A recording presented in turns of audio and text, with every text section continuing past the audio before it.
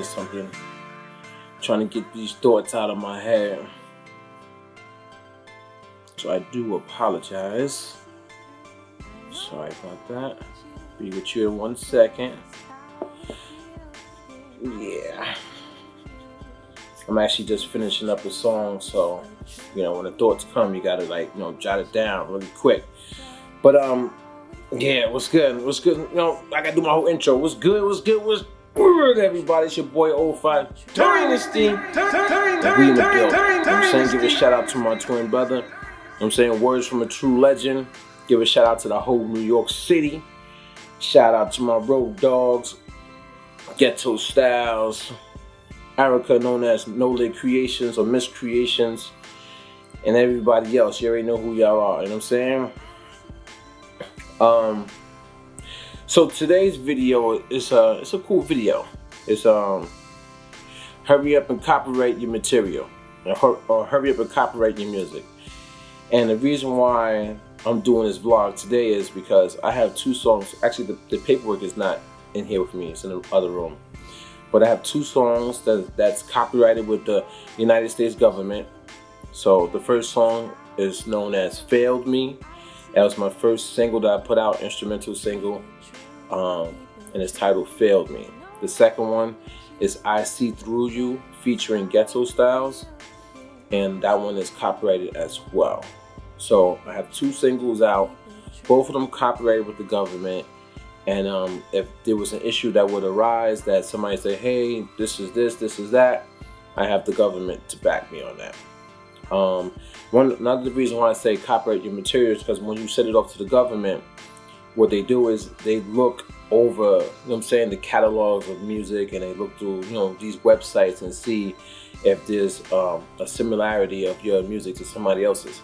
Because if it is, then your music has a chance to get denied.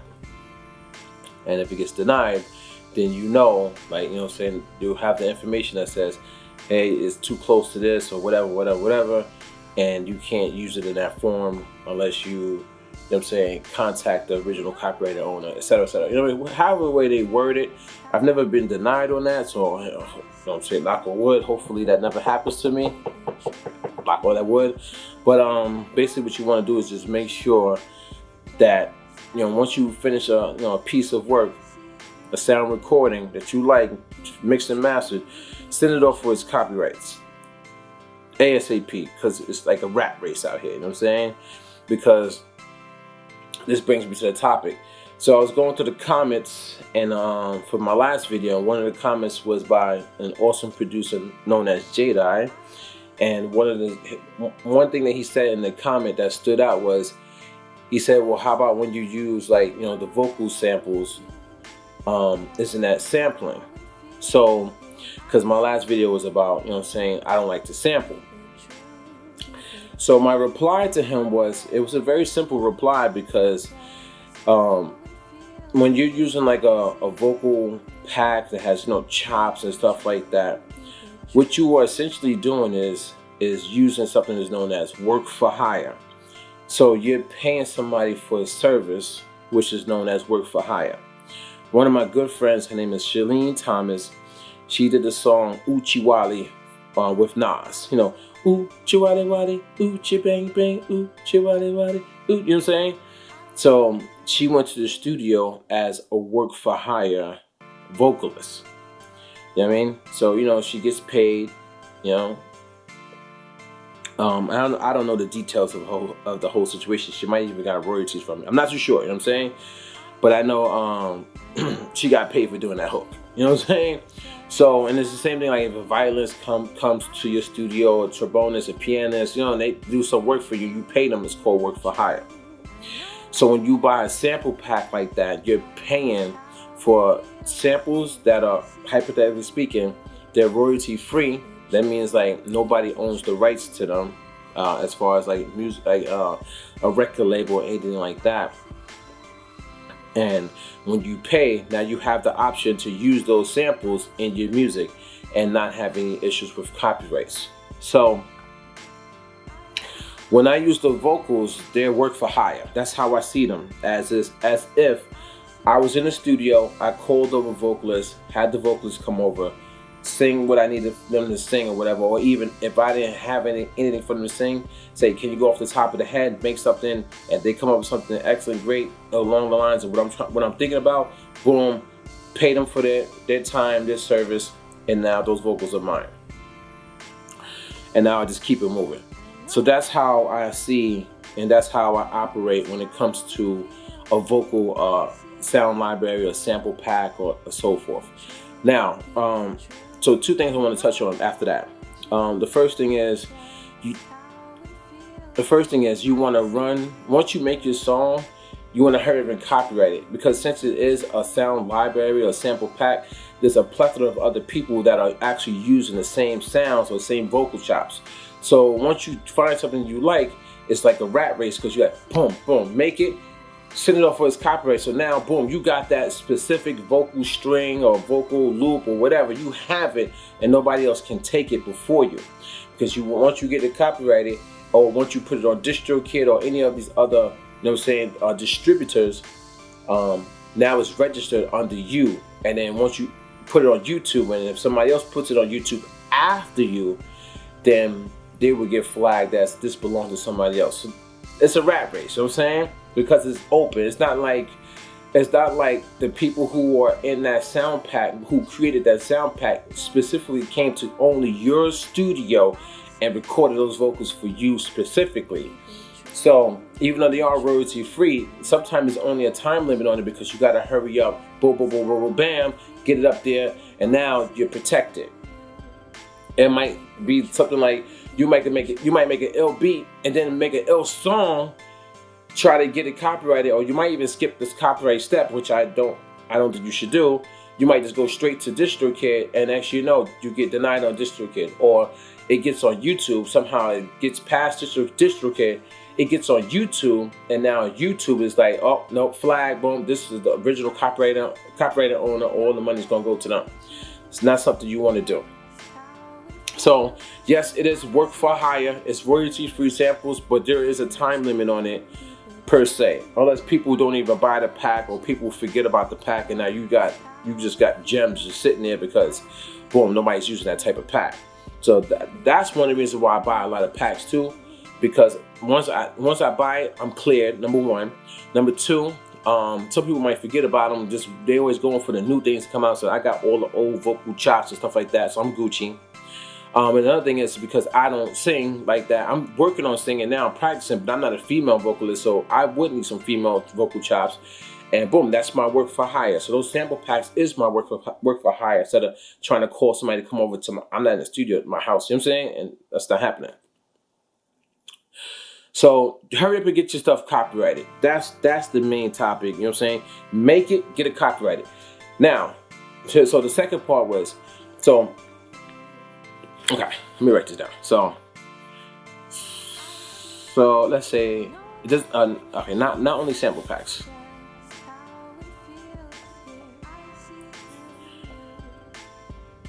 All right, not only sample packs. So I got that. And then the next thing is everything is samples. Okay.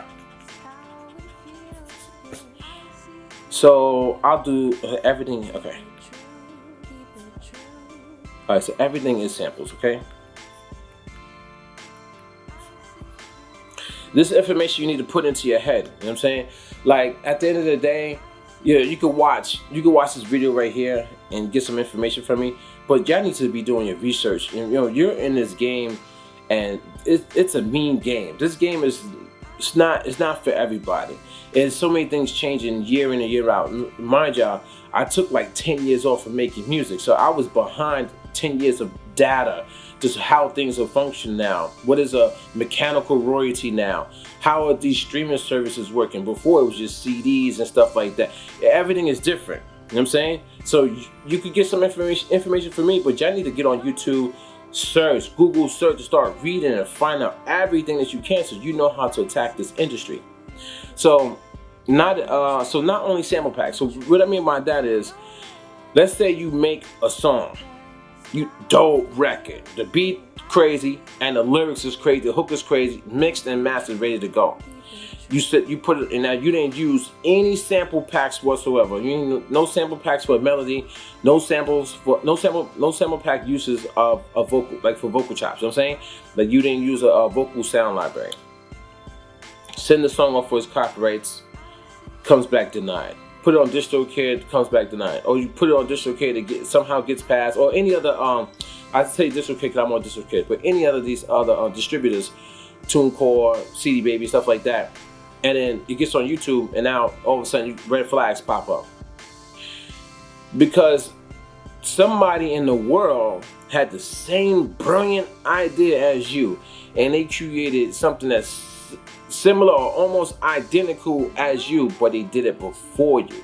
It could be a week before you, a month before you, even a day before you, but as long as they had got the rights to it before you, when you do it after them, it's an issue for you. So, and it doesn't have to come from a sample pack. It doesn't have to, like, it's not necessarily like you chopped up some vocals.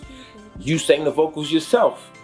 You did a work for hire and brought somebody to the studio. You know what I'm saying? It's still royalty-free sounds that you created on your own and in your brilliant mind, your heart and your soul. But when you go to put it out, it's an issue because somebody came up with the idea before you. So no matter if it's a sample pack or it's just you, like talking about no sample pack whatsoever, it's just you all the way through, you can still run into an issue with your music. You know what I'm saying? It's just more of an issue. It's a greater chance of you running into an issue if you use a sample pack or sample library, because more people are using those sounds rather than if you just in your house thinking to yourself to come up with everything totally original. You know what I'm saying? Yeah, I'll leave that at that. So basically, it doesn't matter if you're making it just here in your house, whatever, in the studio, or if you're using a sample pack. Either way, get that music mixed, mastered, and sent off so you're protected. And there's many ways of protecting. I'm not going to go into the many ways, but you know what I'm saying? Just get your stuff protected and get it out there first. So now you collect money when somebody else uses something similar to your sound or style or whatever. The next thing I want to say is everything is samples. So what I mean by that is when you open up an app, let's take FL Studio for example, which was known as Fruity Loops before FL Studio. All the sounds that's inside of FL Studio do not belong to you. They belong to that company. Now, technically, they're royalty free once you get inside and you start mixing and meshing stuff, and you know what I'm saying, in conjunction to make something that's brand new. But the sounds don't belong to you, and those sounds are actually samples of something. So let's say you open up a piano patch inside of FL Studio. Well, that piano patch was sampled from a piano. It's sampled from something. You know what I'm saying? So everything is basically a sample. So we are always using samples in general. Let's say you open up a chord patch, a choir patch. That's vocals. You know what I'm saying? Somebody went to a church or wherever, a room that's fit like it's a church. You know what I'm saying? The acoustics are pretty dope.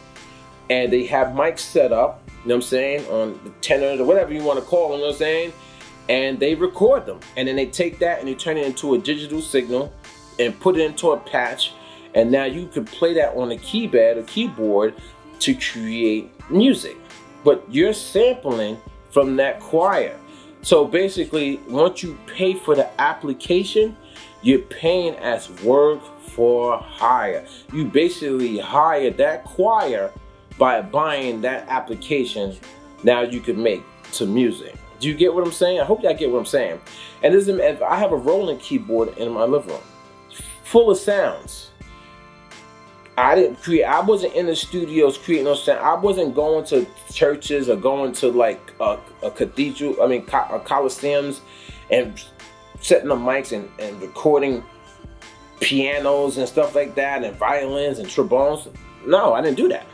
But since I pay Roland, now Roland gives me the opportunity to use their samples of whatever acoustics or or digital sounds.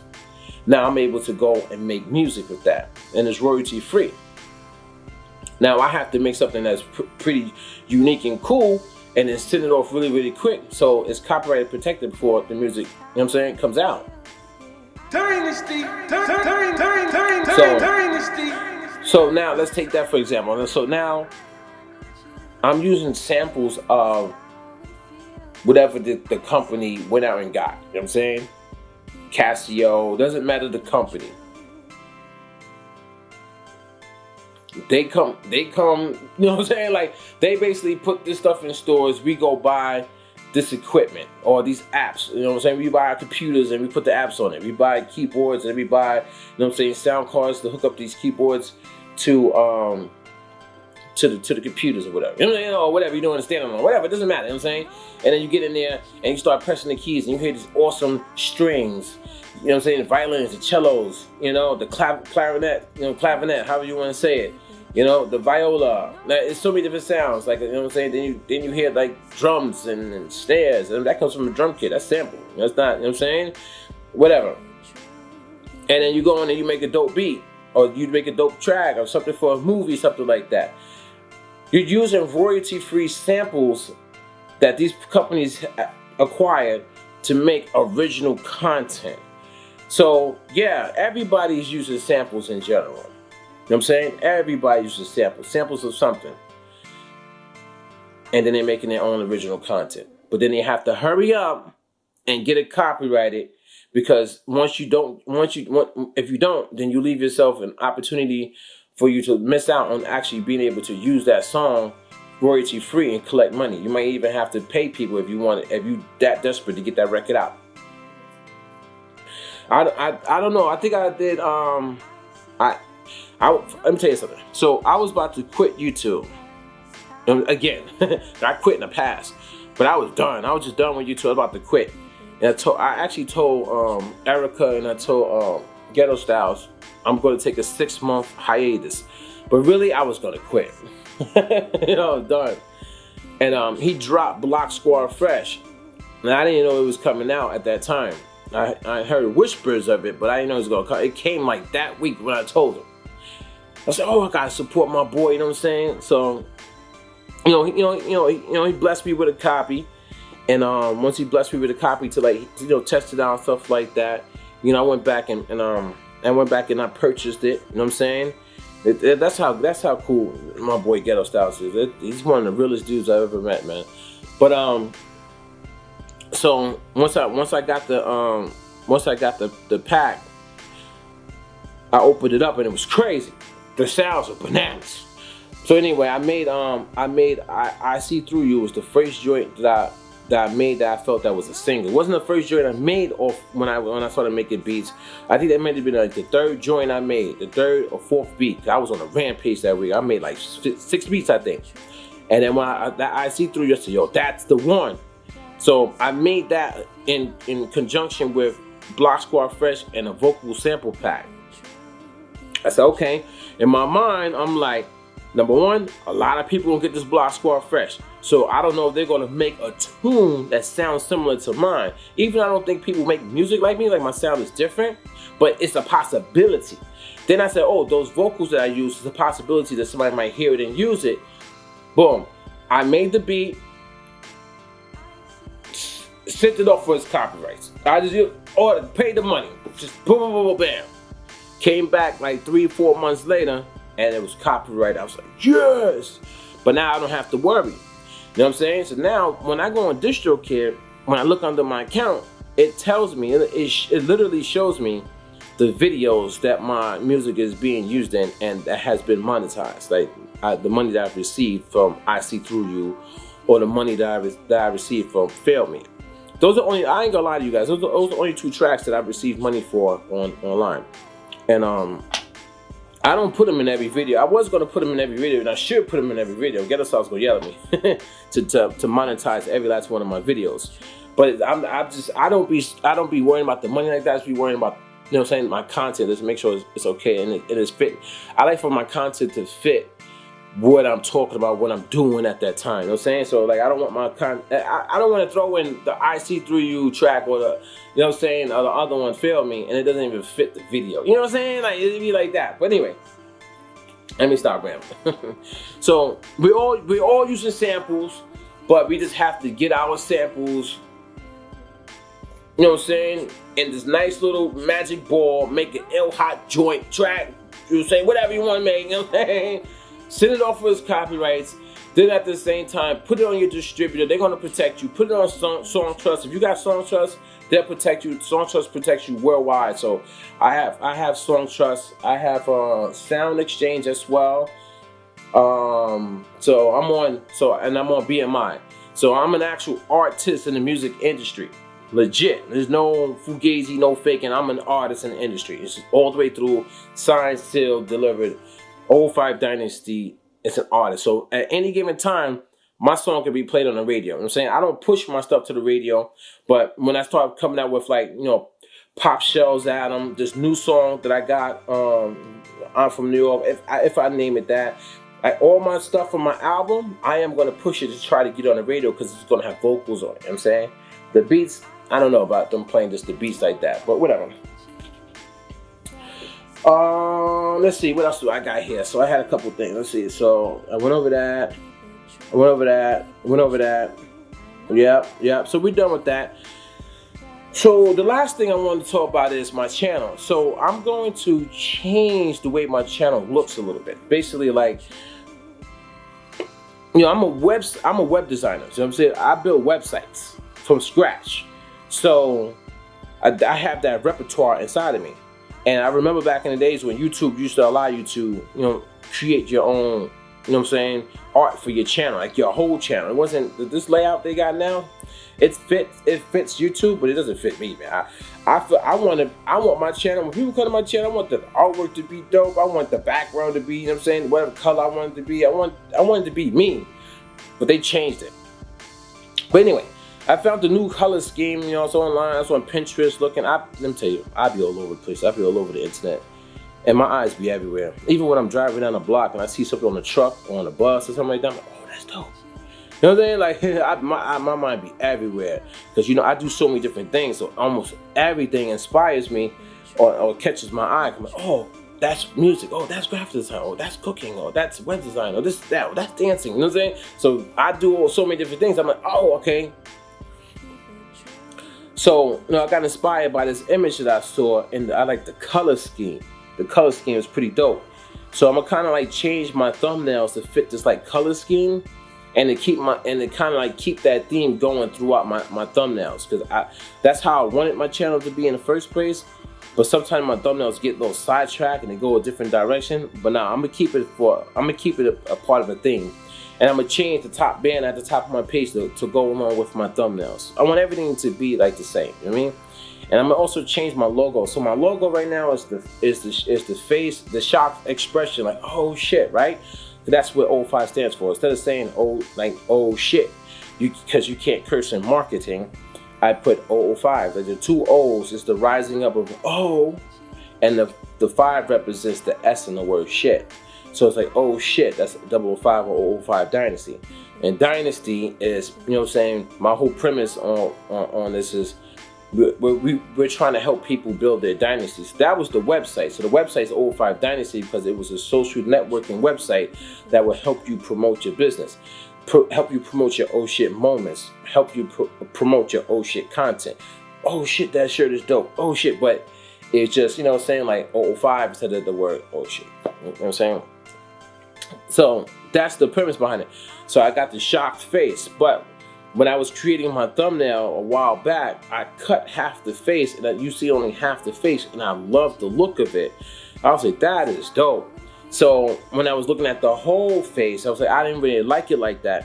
So what I want to do is I created a D, and this D is a 3D like graffiti D, and I like it a lot. So what I want to do is put the half a face and a D together.